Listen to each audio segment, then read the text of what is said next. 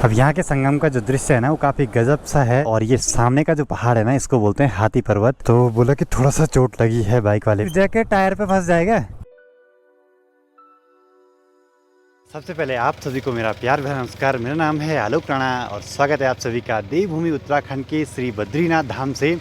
अभी सुबह के करीब 8 बजने वाले हैं और आज से दिन की शुरुआत भी हो चुकी है। बाइक को मैंने स्टार्ट करके रख दिया है क्योंकि यहाँ मौसम काफ़ी ठंडा है। आज मैं आपको कराऊंगा उत्तराखंड के पंच प्रयागों के दर्शन। और जिस दिन मैं यहाँ आया था रास्ते में कुछ जगहें छूट गई थी तो वहाँ पे भी ज़रूर जाएंगे। देखते हैं क्या क्या चीज़ें आज देखने को मिलती हैं। अब यहाँ का सीन कुछ ऐसा है, ये देखिए सीट के ऊपर से पूरा पाला पाला सा जमा हुआ है तो इसको तो थोड़ा सुखाना पड़ेगा। बाकी यहाँ पे जो गाड़ियाँ हैं इनके जो कांच हैं इन पर भी पूरा कांच सा जमा हुआ है। ये देखिए कांच सा जमा हुआ है। तो इतना ठंडा है यहाँ मौसम। तो चलिए जी करते हैं आज की यात्रा की शुरुआत। जय हो भगवान श्री बद्रीनाथ जी। दोबारा ज़रूर आएंगे श्री बद्रीनाथ धाम में। पर यहाँ जो मौसम ठंडा है ना सुबह के टाइम पे, इसीलिए मैं ज़्यादा सुबह नहीं निकला क्योंकि रोड पे पाला पड़ा हो सकता है तो उसमें ज़रा सा रिस्क तो है। और आगे बढ़ते हुए हम पहुंचे अभी हनुमान चट्टी में। यहाँ पे बजरंगबली जी का मंदिर है और यहाँ पे जरा सा दर्शन कर लेते हैं क्योंकि परसों यहाँ पे कपाट बंद हो चुकी थी रात तक। और यहीं पे हनुमान जी ने बूढ़े वानर का रूप रख के भीम जी का अभिमान तोड़ा था। ठीक सामने पे एक बोर्ड लगा हुआ है, उस पर लिखा है कि कार में बैठे बैठे पैसे फेंककर भगवान जी का निरादर न करें। अब यहाँ पे पूरी तबाही मचाई है ग्लेशियर से आती हुई नदियों ने। मानसून में इनमें खूब सारा पानी आता रहता है। अब ये जगह है पांडुकेश्वर, यहाँ पे है क्षेत्रपाल श्री घंटाकर्ण कैलाश मंदिर। अब यहाँ से ये रास्ता जाता है श्री हेमकुंड साहिब यात्रा मार्ग 20 किलोमीटर की दूरी पे और फूलों की घाटी है 17 किलोमीटर दूरी। और ये जगह है गोविंद घाट। और ठीक सामने जो वो रास्ता दिखाई दे रहा है वहीं से बढ़ते हैं आगे की ओर।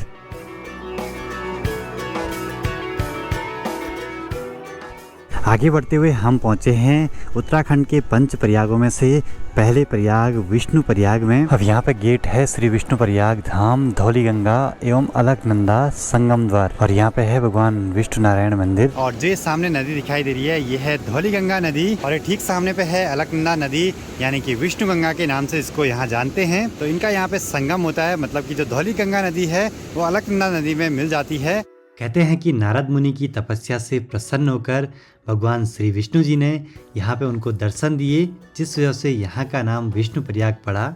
और यहाँ है धौलीगंगा नदी, तो ये आती है नीति दर्रे से और जो विष्णु गंगा है वो आती है भागीरथ खड़क और सतोपन ग्लेशियर से। तो आप दर्शन कीजिए इस खूबसूरत से संगम की जहाँ पे दो नदियों का मिलन होता है। यहाँ पे है विष्णु नारायण मंदिर और भगवान भैरवनाथ जी का मंदिर।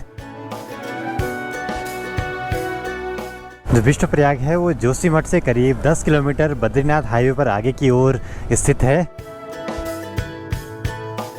अभी हमें जोशीमठ में और यहाँ से मलारी अगर लेफ्ट को जाते हैं तो 61 किलोमीटर है। और ये सामने का जो पहाड़ है ना इसको बोलते हैं हाथी पर्वत। देखिए जैसे ये हाथी की सूंड है, हाथी का सिर है, हाथी की पीठ है, तो कुछ ऐसे आकृति है तो इसका नाम ही हाथी पर्वत रख दिया।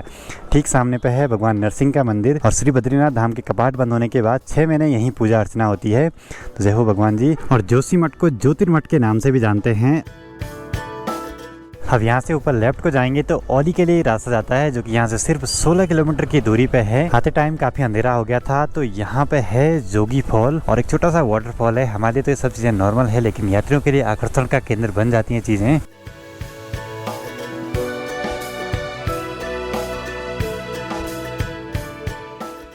आगे जो बाइक जा रही है उसमें उन्होंने पीछे से जैकेट रखी है और जैकेट की जो बाजू है वो टायर पे फंसने वाली है। भैया अरे वो जैकेट टायर पे फंस जाएगा। अब ये जगह है हेलंग और यहाँ से अगर राइट को जाते हैं तो ये रास्ता जाता है कल्पेश्वर महादेव के मंदिर तक। अब यहाँ पे गेट बन गया है और ये वैली कहलाती है उर्गम वैली। क्या हुआ यहाँ पे? तो यहाँ पे इस बाइक का एक्सीडेंट हो रखा है तो बोला कि थोड़ा सा चोट लगी है बाइक वाले पे ठीक सामने उस गाड़ी से। चलो भगवान जी सभी को सेफ रखें।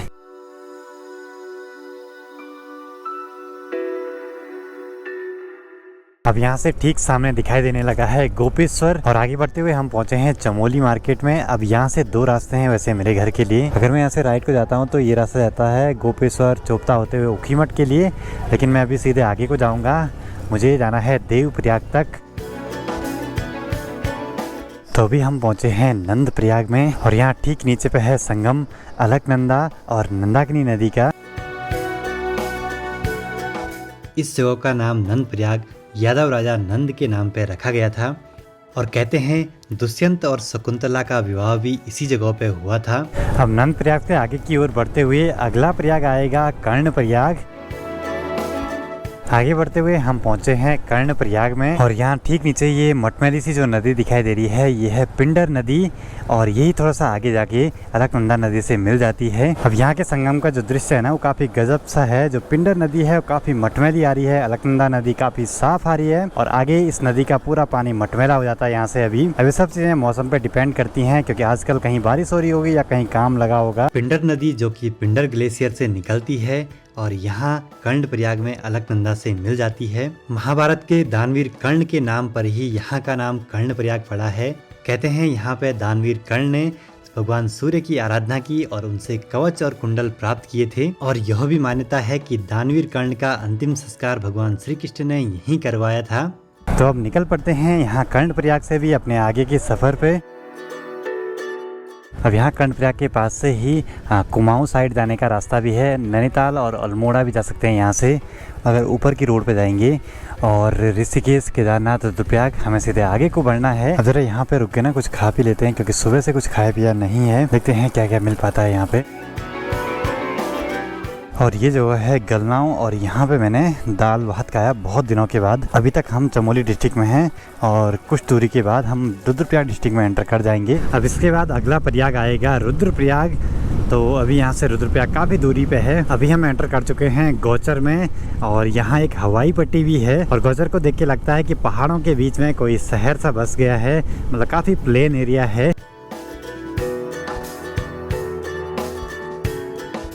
अब यहाँ से ठीक सामने दिखाई देने लगा है रुद्रप्रयाग मार्केट और यहाँ से है रुद्रनाथ जी का प्राचीन मंदिर का रास्ता। अभी ठीक पास में है रुद्रप्रयाग मार्केट और नीचे है दो पवित्र नदियों का संगम। एक आ रही है बद्रीनाथ वैली से, एक आ रही है केदारनाथ वैली से। अब जो मटमैली नदी है वो है अलकनंदा नदी और जो बिल्कुल साफ नदी है, हरी नदी है, उसका नाम है मंदाकिनी नदी।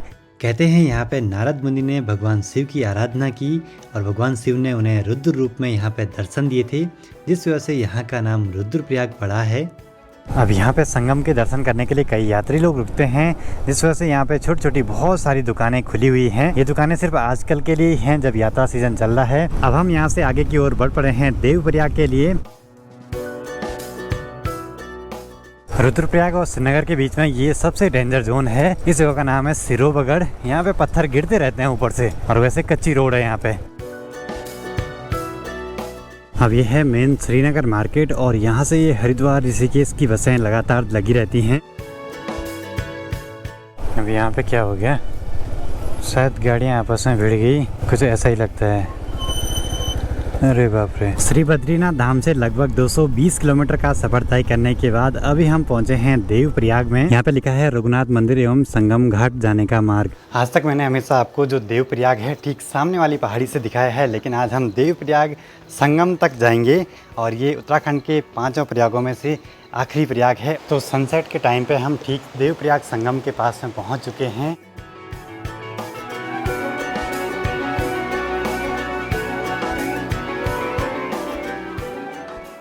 उत्तराखंड के 5 प्रयागों में से 5वां प्रयाग है देवप्रयाग, जहाँ पे 2 पवित्र नदियों का संगम होता है।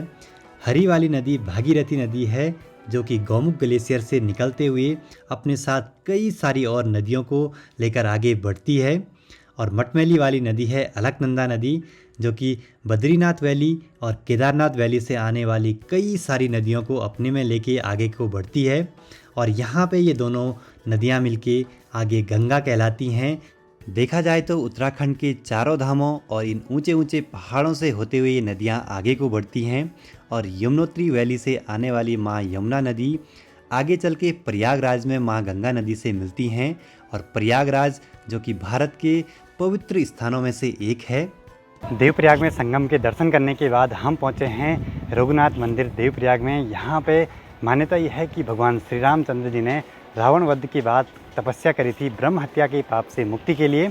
और ठीक सामने पे है तपस्थली और यहाँ पे ये भव्य सा मंदिर भगवान श्री राम जी का। उत्तराखंड के 4 धाम और 5 प्रयागों के दर्शन भी कर लिए हैं और अब निकल पड़ते हैं अपने घर की ओर। वीडियो बनाता हूँ ना, अच्छा। यूट्यूब पे ये कैमरे लगे हुए हैं।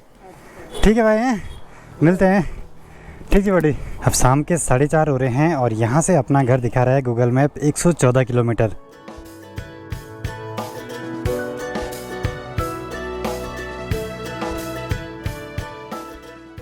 बहुत दिनों के बाद अपने साले घर पे आ रहा हूँ। भगवान। और पापा जी लोग पता कहाँ गए थे आज? भगवान केदारनाथ जी के दर्शन करने। मेरे को ठगा दिया आपने। पाई लागू चरण स्पर्श। हमने भी आना था बद्रीनाथ, लेकिन क्या करे, केदार जाके पैरों की हालत ऐसी खराब हो गई कि बद्रीनाथ नहीं जा पाई मैं। क्या तो ये बड़ा क्यों ये मेरे भाई क्या कहते रात को श्रीनगर रोड तब अभी तो दे पर आया मुझे। मेरे को तो कोई प्यार ही नहीं कर रहा भाई। तो चलिए जी, घर पे पहुंच चुका हूं और आज यहाँ पे मेहमान भी आए हुए हैं, मेरी मौसी। तो मौसी से भी मिलवाएंगे अगली वीडियो में। बाकी पापा जी और माँ गए थे भगवान केदारनाथ जी के दर्शन करने के लिए और मैं भी सेफली अपनी 4 धाम यात्रा करके घर पे पहुंच चुका हूं। थैंक यू सो मच आप सभी का इतने प्यार और सपोर्ट के लिए। तो कैसी लगी आपको ये पूरी सीरीज और ये वीडियो कमेंट सेक्शन में कमेंट करके जरूर बताएं। मैं आलोक राणा मिलता हूं आपसे अगली नई वीडियो में। तब तक के लिए जय हिंद, जय भारत, जय देवभूमि उत्तराखंड। जय हो।